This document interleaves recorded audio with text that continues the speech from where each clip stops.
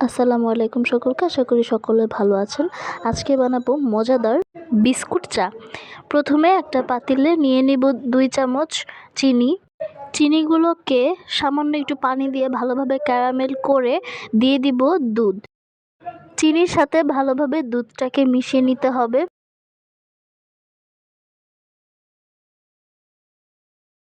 দিয়ে দিব কিছুটা গুঁড়া দুধ, এলাচের গুঁড়া।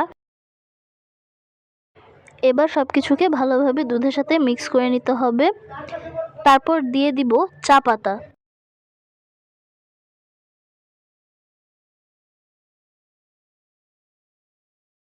এরপর চাটাকে ছেঁকে নিতে হবে।